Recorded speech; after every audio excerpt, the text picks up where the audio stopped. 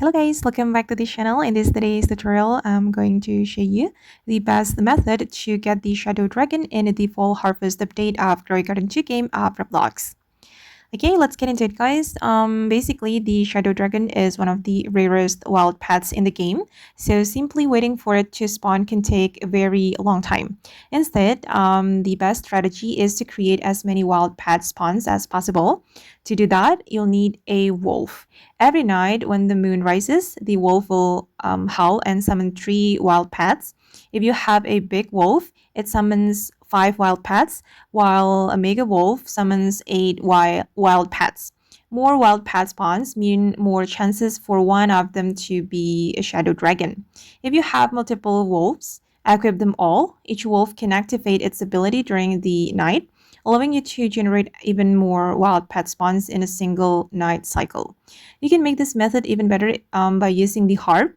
Every time you play the harp, it summons additional wild pets into the full harvest world. And by combining the harp with multiple wolves, you'll create far more wild pet spawns than players who are just waiting for natural spawns. Another important tip is to join a fresh or low population server. If there are already too many wild pets on the map, new summons may be less effective. A newer server gives your wolf and harp abilities more room to spawn additional wild pets. Keep in mind that none of these methods increase the Shadow Dragon's actual spawn rate. They simply increase the number of wild pets that appear, giving you more chances to roll a Shadow Dragon. And once you finally get one, it's definitely worth keeping.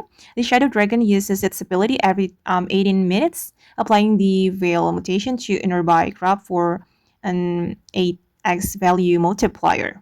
It also has a chance to apply an additional random mutation, making it one of the strongest money-making pets in the entire Fall Harvest update. So if you're serious about getting the Shadow Dragon, the best strategy is simple. Use multiple wolves, combine them with the harp, stay in the Full Harvest world, and keep generating as many wild pet spawns as possible. Okay guys, and that's all for the guide. If this video helped you out, don't forget to leave a like, subscribe to the channel, and I'll see you in the next video. Bye!